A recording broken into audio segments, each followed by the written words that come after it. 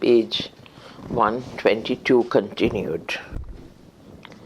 Para. Although a private individual was allowed to lease his land to tenants as known from the law books, the king could superimpose his own rights over that land.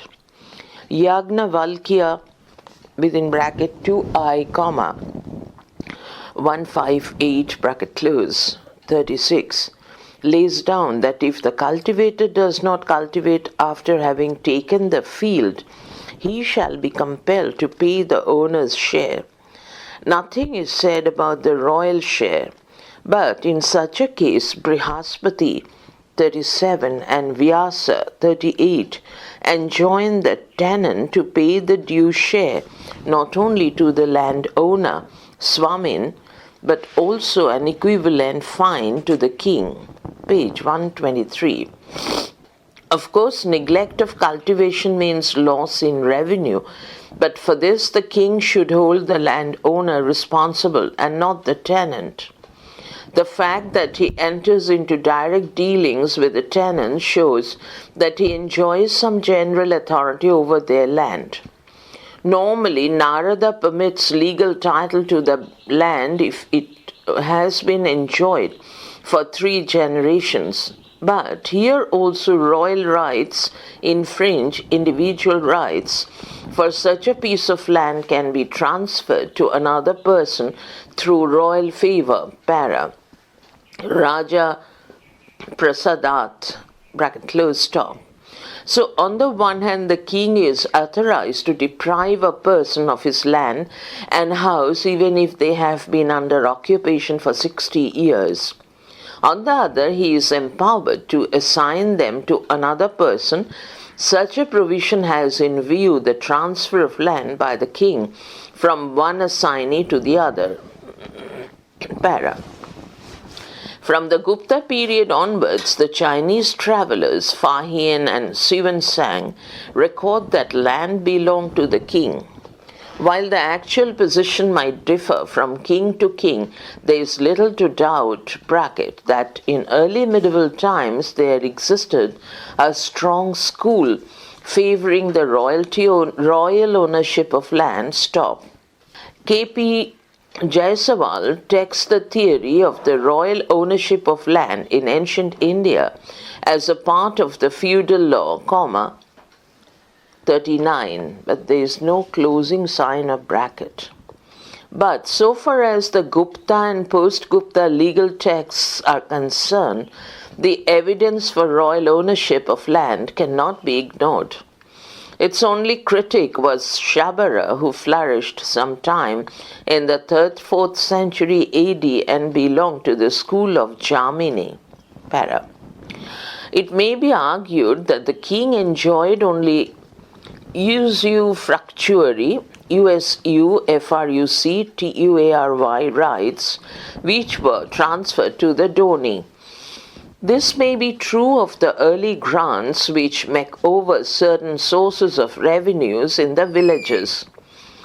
But the post-Gupta grants transfer villages along with its water, paths, fertile, infertile and lowland, trees, grass, etc., which in the case of Maratha grants has been taken by the modern Indian courts to have conferred on the grantee ownership in the soil itself. 40. On the other hand, where these concessions are not specified, the grant is considered to be of the royal share of the revenue only. 41. The same interpretation should apply to early medieval land grants. If the king did not enjoy ownership in the soil, how could he transfer it to others? Para. The king may have acquired rights over the soil, page 124, as the representative of the community, but he was never conscious of it in early medieval times. In this sense, royal ownership was not identical with state ownership. The kings who made grants in all parts of their kingdoms always did so with the avowed object of securing religious merit for themselves and their parents. They never cared for the spiritual benefit of the community and the kingdom. Hence, land was granted by them in their individual capacity as private landowners. Para. The Vedic, post-Vedic, Maurya and post-Maurya texts indicate the appropriation and occupation of cultivable land by private individuals representing mainly joint or extended patriarchal families. But, except for gift for religious purposes, the early sources do not authorize the individual to alienate his land for any other purpose. In other words, the other usual characteristics of ownership such as sale, mortgage, partition, inheritance, etc. do not apply to arable land. These attributes of ownership are known to some pre-Gupta lawgivers such as Gautama 42 and Manu 43. But neither they nor other lawgivers such as Apastamba, Bodhayana, Vasishtha and Vishnu allow an individual the power of alienating or acquiring land by gift, sale, mortgage, partition, etc. It is only from the Gupta period onwards that the law books lay down provisions regarding partition, sale, mortgage, adverse possession and lease of land. Para. Although the pre-Gupta law books provide detailed laws regarding partition, they do not specify land in this context. It is Brihaspati 44, a lawgiver of the later Gupta period, who clearly states that in partition, land cannot be given to a Shudra, son of a higher caste father, a view repeated by Devala 45, a lawgiver of about AD 600 to 900. Katyayana 46, a near contemporary of Brihaspati, declares that when the field, garden, houses, etc. are partitioned, the eldest should get either the southern or the western part. Shankha, S-A-N-K-H-A hyphen Likhita, L-I-K-H-I-T-A, whose law book was compiled sometime between AD 600 to 900, states that if somebody acquires by dint of his labor land that had been lost, he should get 1/4 more, and the rest should be equally divided among the sharers. 47. These rules leave no doubt about the partition of land from Gupta times. Para. Even pasture land made indivisible by Manu 48 and Vishnu 49 is pronounced to be divisible by Brihaspati 50. The legal sanction for the partition of pasture grounds is significant because vast stretches of land owned by joint families could be brought under private possession by this means. Thus, from the end of the Gupta period onwards, land could be partitioned among individuals who were given separate possessions over it. Para. A second indication of the growth of individual rights in land is provided by the law regarding sale. Kautilya prescribes rules regarding the sale of homestead and houses, Vastu Vikraya 51, but he does not refer to the sale of land, which was apparently not in vogue in Maurya times. Similarly, the detailed rules regarding sale and purchase in the pre-Gupta law books do not mention land as a commodity. Even some Gupta lawgivers such as Yagnavalkya and Narada do not refer to the sale of land. These two set varying periods for the examination of the things purchased, that is, iron and clothes, milch cattle, beasts of burden, jewels, all sorts of grain, male and female slaves, but they do not include land in this category. 52. Brihaspati seems to have been the first lawgiver to lay down rules regarding the sale of land, 53, and he is followed by Katyayana and others. Katyayana ordains that if a field which has been given, purchased or pledged becomes useless, one of equal value should be given, 54.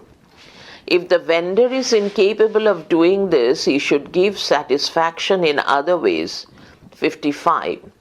Katyayana further enjoins that land intended for purchase should be carefully examined, 56, an instruction repeated by later lawgivers, 57. Katyayana lays down that tax-bearing land should be sold for the purpose of paying taxes, 58, which implies that the peasant could be compelled to sell a part of his land for the clearance of his dues, para. Some other provisions of Brihaspati 59, Bharadwaja 60, and Apararka, APA, 61, clearly show that land was liable to sell in early medieval times. Brihaspati provides that in the case of sale, wells, trees, waterways, fields, ripe crops, eatable fruits, ponds, toll houses, etc. should be mentioned, 62. We wonder whether this refers to the purchase of a whole village.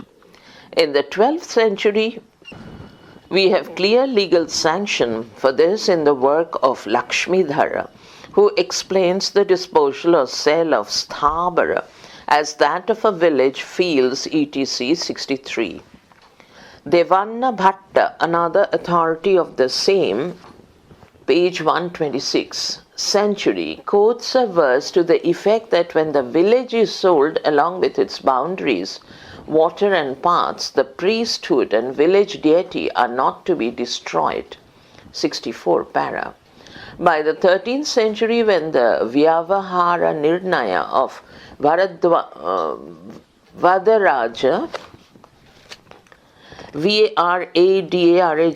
Varadaraja was compiled, the sale of land was recognized to be a well-established practice, for this text declares land, house, and the like to be panya, sellable commodities, a term which is hardly applied to land in earlier times.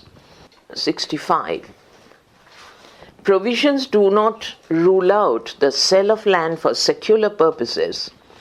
Instances of such sales in post-Gupta times, even for religious purposes, are lacking, probably on account of the lesser use of coins and the growing legal provisions regarding sale in the 12th and 13th centuries can be linked up with the revival of currency and trade during that period. The significant provision for the sale of whole village indicates their ownership by landlords and reminds us of the big landholders of feudal Europe. Para. A field is not represented as a form of pledge in Gautama, Manu, Yagyavalkya and Narada, 66. The first to do so is Brihaspati, who defines the use of a mortgaged house or the produce of a field as bhoga labha, interest by enjoyment, 67. Several provisions regarding the enjoyment of fields are found not only in Brihaspati but also in Katyayana. Katyayana orders that the boundaries of the house or land to be pledged and the villages or the countries in which they are situated must be defined. 68. This instruction was followed in the case of villages made over as religious gifts and probably also in secular transactions. Brihaspati states that when a field or other immovable property has been enjoyed and the principal and interest has been actually collected from it by the creditor, the debtor receives back his pledge. 69. This shows that in the case of debt, land was given towards the payment of both the principal and the interest. Katyayana adds that the debtor, DBTOR, can get back his field, etc., transferred for enjoyment as interest from the creditor on paying back the amount he had taken. Para. The practice of mortgaging land on interest is attested by several post-Gupta sources. Thus, Ashahaya 700 to 50, commenting on two kinds of pledge mentioned by Narada, 1i, 125, gives a house and a field as instances of a pledge for use. 70, page 127. Similarly, commencing on Manu, Roman 8, 143, Medhatithi states that a cow is given as adhi to the creditor for using its milk, and a piece of land or garden is given as adhi for enjoying its produce. Hence, the creditor is not entitled to any vriddhi or kusida. Vyasa, who probably belonged to the same period as Medhatithi, explains adhi in the same way. When somebody accepts money, dravya, having settled interest on it, and asks the creditor to enjoy his field in return for interest and to apply the excess profit towards the payment of principal, it is called adhi or sapratyaya bhogi adhi. It is released when twice the amount is paid, 71. Even where land is not pledged, it can be sold to dear off his debts. According to Bharadwaja, if the debtor is unable to pay off his debts, his property is to be sold or for payment, and this includes his land, fields, garden, and house, 72, para. This again points to the practice of pledging land for payment of debts, which must have added to the landed property of the creditors. It is even stated that pledges of land can be enjoyed for 100 years. Provisions for pledge could be effective only with the growing use of money in the 11th, 12th centuries, and an epigraphic instance of this belongs to the beginning of the 13th century in central India. Para. Rules regarding loss of ownership on account of adverse possession are another indication of private rights. Gautama 73 and Manu 74 lay down that if a stranger has been in possession of property for 10 years, the owner loses legal title to it. Yagnavalkya raises this period to 20 years, 75. But none of these lawgivers mentions land in this context. We notice a significant change in Vishnu 76, Narada 77, Brihaspati 78, and Katyayana 79, who raise the period to 3 generations or roundly to 60 years and specifically apply this rule to the possession of land. Later in the 11th century, the Mitakshara raises it to 100 years, 80, and the Smriti Chandrika, a work of the 13th century, to 105 years, 91. Apparently, from the Gupta period onwards, these provisions give more and more security to holders of landed property till the concept of individual ownership of land becomes strongly entrenched by the end of the early medieval period.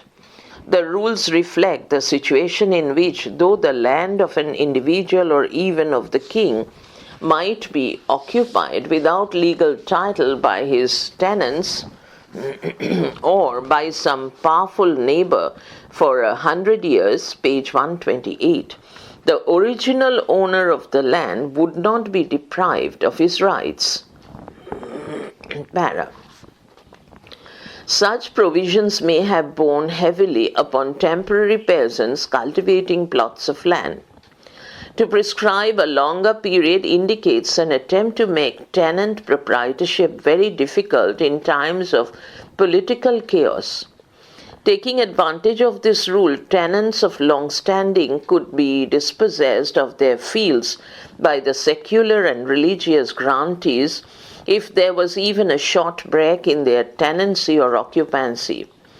It is easy to prove possession for a shorter period on the basis of memory, but nobody can vouchsafe Vouchsafe, from his memory that a particular piece of land has been in the possession of a person even for 60 years, not to speak of 100 years. In this sense, the provisions regarding adverse possession helped the existing landlords but hindered the growth of the proprietary rights of tenants. Para.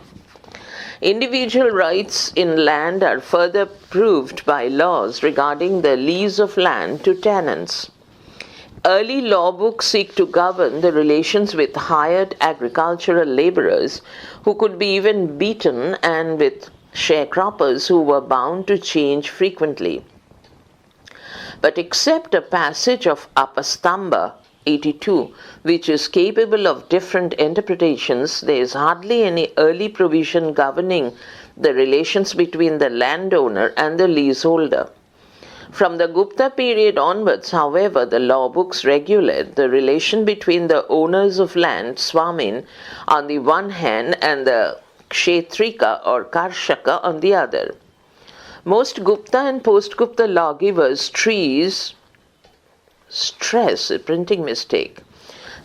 the obligation of the tenants to cultivate the fields leased to them and to pay the fixed share to the owner even when they neglected cultivation. 83. Several texts also enjoin that negligent tenants should pay a fine to the king. 84. In case of neglect, the Mitakshara provides that the field should be taken away and given to another cultivator. 85. Thus, the owner had the right to change his tenant. The owner's share, known as Krishtafala or Sada Sada, differs according to the nature of the land. If it has been out of cultivation for a long time, his share is 1/10 of the produce. If cultivated, it is 1/8, and if well cultivated, it is 1/6. 86. The law obviously concerns such tenants as invested their own capital, implements, seeds, labor, etc. in the fields, and not sharecroppers who, page 129, who was supplied with part of the agricultural expenses in return for which the owner was entitled to a larger share of the produce. If, however, the barren land is to be brought under cultivation for the first time, the owner is supposed to bear all its expenses. If he does not do so for 8 years, the tenant is asked to give him only 1/8 of the produce, and after the end of that period, he is instructed to return the land to the owner. Para. All these provisions give a fair indication of growing individual rights in land. But those regarding mortgage, adverse occupation, and sale seem to favor big landlords rather than ordinary peasant proprietors. In any case, the steady growth of the idea of private land ownership in early medieval times may be taken as an important factor in feudal polity and economy, which was based on an unequal distribution of land among various strata of society. Para. A survey of the evidence regarding land rights from the early centuries of the Christian era to the 12th century shows that the legal texts contain only faint traces of communal rights. On the contrary, they increasingly sanction royal as well as individual rights in land, which appear to be contradictory. Attempts made by medieval commentators and modern writers to reconcile the two forms of ownership do not seem to have been successful, but the context of the distribution of land in early medieval times may help us to resolve the contradiction. The theory of royal ownership served to justify large-scale royal land grants to priests and temples, vassals and officials in return for their services, just as the theory of individual ownership could enable the grantees to lease land to tenants and subtenants. Otherwise, how can we explain 4 stages in the occupation and possession of a single plot of land. The epigraphic evidence shows that the sale of land was limited to religious gifts, and the paucity of coins in early medieval times rules out the possibility of sale of land on any considerable scale, at least up to AD 1000. Further, the theory of royal ownership fortified the medieval princes in levying all varieties of taxes from the peasants. Both theories undermined communal rights in land and paved the way for the transformation of large stretches of pasture grounds or other forms of communal land, page 130, into private property at the hands of grantees and big landowners, thus reducing ordinary peasants to the position of serfs or helpless dependents on the new landholders. Both theories, therefore, were eminently suited to the feudal setup of the medieval age. Para. The theory of the royal ownership of land is hardly different from that of the private ownership of land and should not be confused with state ownership, which may create the impression that land was held by the king in the interest of the community. In fact, the king is represented as the greatest landowner and all the others appear as lesser landowners under him. Naturally, we have here a system of graded rights in land which includes the Raja, the Swamin and the Karshaka. The obligations of all these in respect of land are set forth in varying degrees. Our finding fits in with the conclusion of J.D.M. Derrett, D-E-R-R-E-T-T.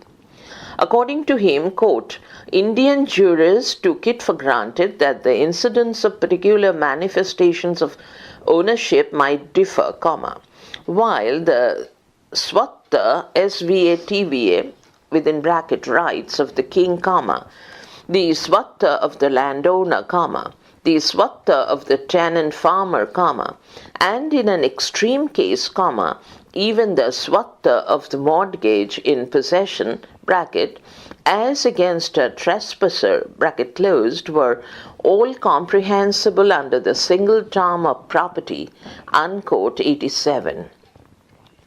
That several parties held their respective interest in the one and the same piece of land is exemplified by the Ashrafpur copperplate grants of about the 7th-8th century from Bangladesh. We learn that a plot which was enjoyed by Sarvantara and cultivated by Shikhara and others was donated by the king to the Buddhist monk Sanghamitra, 38. 88. Therefore, at least three parties, the king, Sarvantara, who was in the enjoyment of that field, and Shikhara and other peasants who were cultivating it, enjoyed rights in the same piece of land before it was given to the Buddhist teacher. Para. The whole system reminds us of the medieval European law of landed property which conceived the soil as being subject to a great number of real rights differing among themselves and superimposed. 89. Quote, the tenant who, from father to son, as a rule, plows the land and gathers in the crop, his immediate lord to whom he pays dues and who, in certain circumstances, can resume possession of the land, the lord of the lord, and so on, page 131. Write up the feudal scale dash, how many persons are there who can say, each with as much justification as the other dash, quote, that is my field, unquote, stop, 90. In early medieval India, the parties having rights over the ground may not have been as many as in the West, but all the same their interests were recognized by law, and in this regard the condition was similar to that in feudal Europe. Para.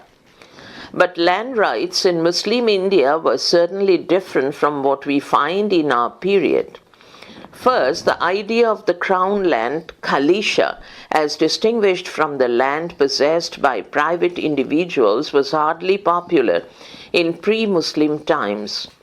Truly, the villages and fields allotted by the Paramara and Chahmana princes out of their personal estates, Swabhoga, may be treated as some kind of crown land in their principalities and as different from land under the general control of the state or land under the occupation of free peasants. But the grants of their contemporary princes, as well as those of the Palas, Pratiharas, and Rashtrakutas, do not give evidence of any separate crown land. On the other hand, they show that the kings were free to grant land in any part of their kingdom. Para. Second, the Jagirs or Madad-I-Mash, M-A-A-S-H, granted by the Mughal emperors did not carry such strong rights in land as did the religious and some secular grants made by early Hindu kings. Mughal assignees and grantees were given only usufructuary rights and not rights of ownership of land conferred on their counterparts in the days of the Hindu rule, because the central authority was far more effective and stronger in the Mughal period than in pre-Muslim days. Para. Finally, on account of the development of money economy and rural trade, peasant or individual rights in land tended to be stronger under Muslim rule. Although from the Gupta period the law books allowed the right of sale, purchase and mortgage, these could take effect only with the revival of the use of coins from the 11th-12th centuries. Conditions for the exercise of individual rights became more congenial in the following 5 centuries, when the peasants paid their rents or revenues mainly in cash and not in kind and services as they did earlier. Para. On the whole, the peculiarities of the system of land rights in early medieval times indicate a strong decentralized feudalism, page 132, which was eventually weakened under the impact of market economy and central control under the Mughals. But internal contradictions involved in the mechanism of land grants created conditions for a perpetual tug-of-war between different parties who claimed rights on the same piece of land. On the one hand, on the strength of royal charters, the beneficiaries claimed various kinds of taxes, proper and improper, fixed and not fixed. On the other, the peasants who were in actual possession of the ground, in many cases for generations, were bound to resent any enhancement of the customary claims, not to speak of eviction and dispossession by the beneficiary landlords. Since members of the beneficiary class, Brahmanas, were the main authors of our sources, we get only stray references to the oppressions of bhogapatis or fief holders. But it is reasonable to presume that constant conflicts raged around not only the produce of the land but also the land itself, as shown by the Kaivarta peasant revolt in Bengal. Next, notes and references.